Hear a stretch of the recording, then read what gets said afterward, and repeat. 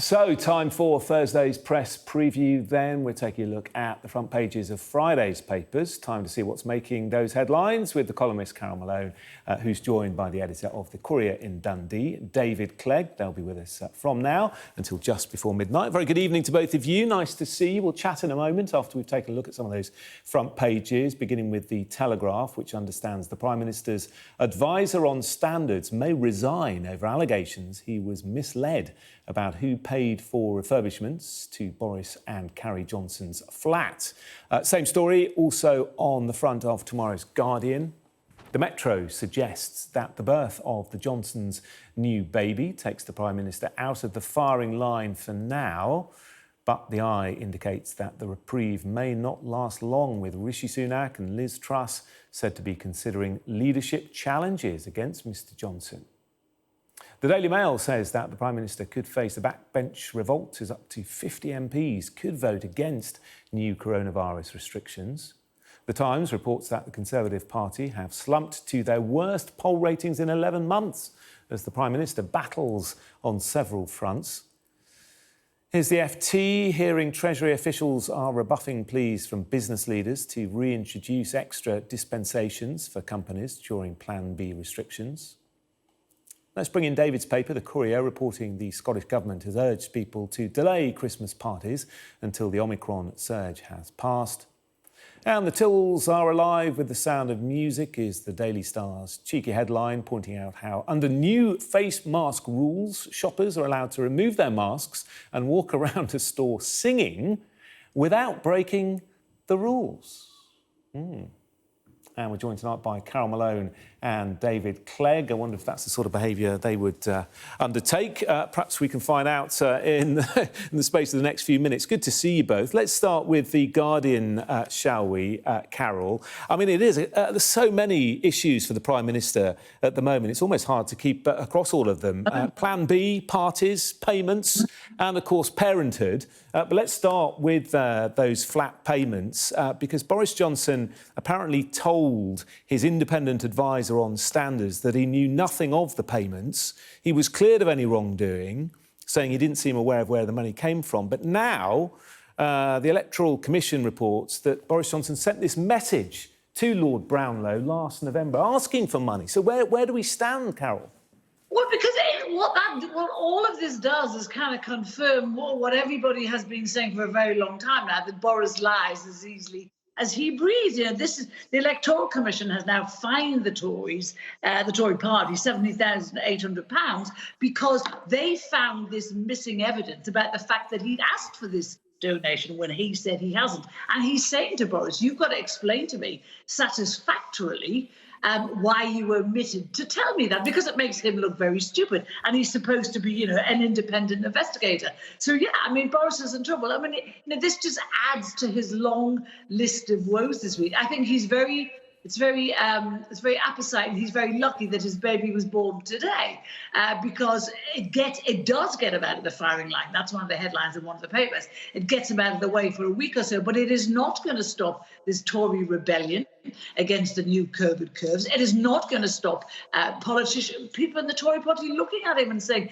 is this the guy to lead us? You know, we've got some very serious issues coming up next year. We've got the social care crisis, we've got the migrant crisis, and this is a guy who just seems to bring chaos wherever he goes. You know, I've lost count now of how many parties they're investigating. When I started reading at lunchtime, it was 3. It looks like the Metro was saying tonight it's gone up to 7. 3 separate investigations on 7 parties. And some of these investigations are being led by, I think we were told, a top civil servant. But it was one of these so-called top civil servants, says Boris, that told him no parties had ever occurred. So how independent is all this going to be?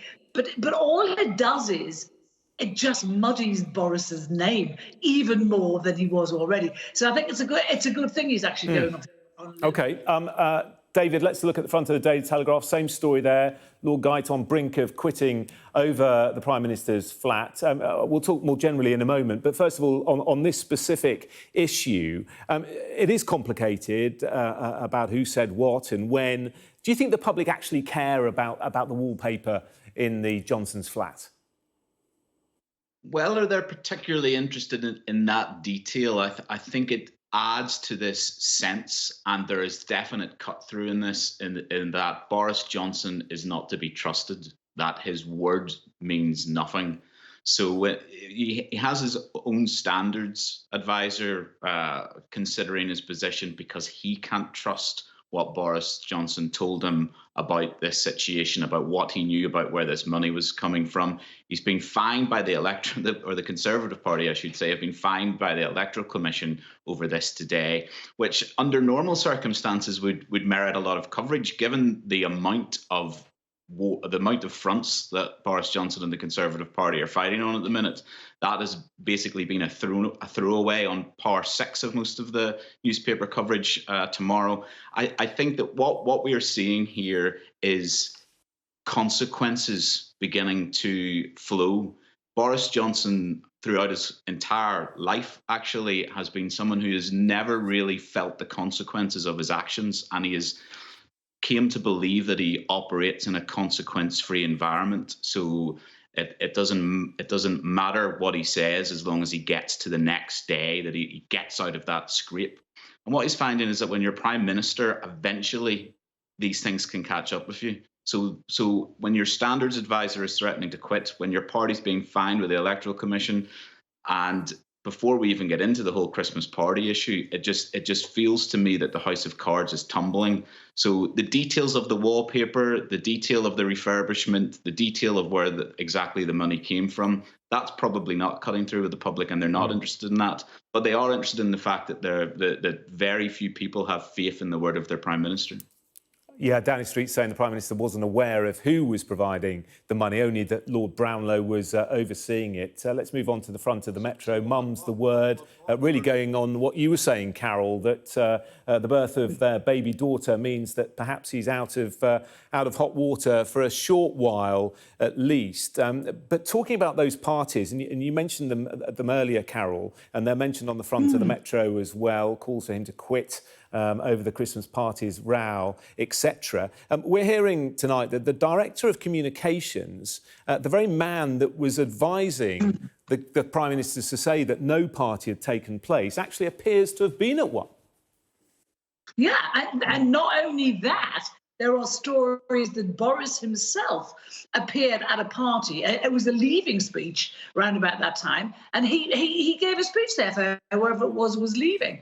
And this kind of confirms, what David was just saying about the fact that, I did a TV show yesterday, and there was lots of call-ins from people, and I realised I listened to stories from people story after story from people who'd lost people during COVID, children who'd lost parents, vice versa, parents who'd lost tiny children, people who weren't allowed to be at the birth of their child, people who had to put hands on glass last Christmas they couldn't touch their loved ones, but that's all they could do. They were kept away, they were locked out. And they find that people in Downing Street are having hoolies, and that was only one yesterday when I was doing it. And, every single person who came on those phone-ins was crying. And I was thinking, this is so damaging for Boris, above all the other things. But I don't think anyone gives a stuff about the wallpaper in his flat. But they do care that they kept to the restrictions. And even though people they loved died, and here we have the people in power laughing at us, making fun of us, saying, there's one rule for you lot of plebs, and there's another rule for the rest of us. We're superior to you. And it is this shocking sense of superiority, I think, that has cut people to the bone. And this by-election they're going to have in North Shropshire next week will be a very good gauge, I think, on how much this has hit home the parties. Because although it sounds like a party, it's much, much more. It goes much deeper than that. Jack Doyle thing is quite significant. Yes. Because the point there is that there's this long-term lack of trust in Boris Johnson, and it's part of his character, his personality. He's a lovable rogue. But if Jack Doyle has been at one of these parties, and then the government's communications, which he runs, has spent the last 10 days almost saying that there was no party, that means that we now have the government machine funded by the taxpayer, people who work for us, engaging in deliberate deceit. Now, that is a very, very significant situation that cannot be allowed to continue. Especially So if that as we all know that, if it is honesty. established that that is a fact, I think we're in a very grave situation. Yeah. As we all know, honesty, one of the 7 key principles, isn't it, of public life? David, we need to go to a break in a moment, but I just want to bring in the front of the eye. Tory leader contenders circle a Prime Minister in peril. I mean, next week looks very dangerous, doesn't it, for the Prime Minister? Around 50 MPs we're hearing Tory MPs planning to vote against COVID measures, and now supporters of Rishi Sunak, Liz Truss as well, sort of circling. Where do you think this goes? I think it's a very dangerous moment for Boris Johnson. Now, obviously, I'm in Dundee, I'm in Scotland, and I've been speaking to Scottish Conservatives who, it should be said, have had their problems with Boris Johnson in the past and are not maybe his most loyal support base, but they are heartsick, they are humiliated, they are at the end of their tether, they want rid of him immediately. So I think if any sense of that is going out across the wider Conservative Party, he's got big problems, and it's not a surprise to see, the very ambitious Chancellor Rishi Sunak on manoeuvres by the looks of it. We're told that Liz Truss, the Foreign Secretary, has been having private lunches with MPs trying to gather support. How could you not be looking at Boris Johnson and the media coverage he's endured for the last week and be thinking anything other than, well, there could be an opportunity here? So I think we will see this continue. Next week could be very tricky for him. We know the COVID measures are very unpopular as well. And there's a very interesting line in the Telegraph, actually, which is saying in an interview with the Telegraph, Sir Keir Starmer, the Labour leader, has called for these COVID rebels in particular to act decisively to remove him from office. So there is this building momentum behind that, I think. Now, okay. Boris Johnson is... he's very resilient, so it could all change. But I think certainly he's in a very dangerous spot at the moment. Carole, just very briefly, one thought on this.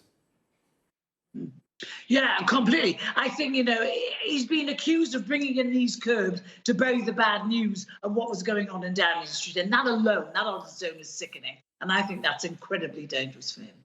All right. Thank you both for the moment. Carole and David, speak to you again in a moment, because coming up, exactly when should you hold a delayed Christmas party? We'll ponder on that and other questions raised by all the COVID restrictions when we come back.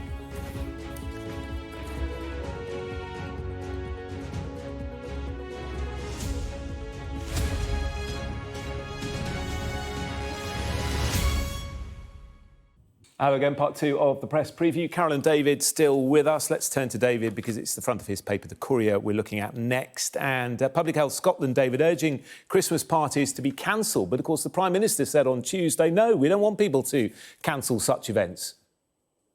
And the Scottish Government, Nicola Sturgeon, the Deputy First Minister here, John Swinney, had been saying the same thing as well. It wasn't until 5 p.m. today that this statement came out. Notably, it wasn't a politician whose name it was in. I presume none of them wanted to play the Grinch. It was Dr. Nick Finn from Public Health Scotland. Press release dropped saying that they're now saying because of the spread of Omicron, the fact that it's being linked to, in particular, a number of parties, there's just over 100 cases in Scotland that have been identified so far, that they are recommending, and this is not a legal mandate, it is only a recommendation. They're encouraging people to, what they say in slightly strange language, defer their Christmas party. Which, as you can imagine, has provoked a furious response, in particular from the hospitality industry in Scotland, who obviously missed the Christmas period last year, which is normally quite lucrative. And there's suggestions tonight that this could be the final straw for lots of pubs, restaurants and other hospitality venues that are looking like they could be facing a wave of cancellations tomorrow. Yeah, I mean, what would be the response if they have to defer hogmanay parties? I mean, that would go down even worse, I would have thought. What do you make of this, Carole? Because you're shaking your head. Yeah, I am, because I think these curbs were put in place. We were told a week ago that there would be no new curbs before Christmas, possibly in January. And here we go, within 24 hours of the Christmas party debacle, they're here. But not a single person in 38 countries have died from the Omicron strain. It seems incredible to me that, it's not, I agree with Theresa May, but she said the other day in the Commons, she just said, we can't keep locking down and imposing curbs every time a new strain of this virus shows its face. And, we have a recovering economy, and every time we do this, we set it into a tailspin. COVID is never going to go away. Society has to find a way to live. We were told by Boris Johnson himself last year that vaccines were going to be the road back to normality, and that road was going to be irreversible. And yet here we are again this Christmas doing exactly what we did last Christmas. They're not saying we absolutely can't this time, but they're saying we shouldn't. And the thing that they know about the British people, they're very responsible people. They will do what they think is right, and they will keep to the curbs. But it's actually just not fair. This strain, we've been told, unless they've got some new data in the last few hours that says otherwise, we're told this new strain is very mild, it's not killing people, and it's not hospitalising people. Yeah. And yet we're again imposing curbs on people's freedoms. Yeah, OK. We must leave it there. We'll talk about singing in the aisles in Tesco shortly. But for the moment, David and Carole, thanks both very much indeed.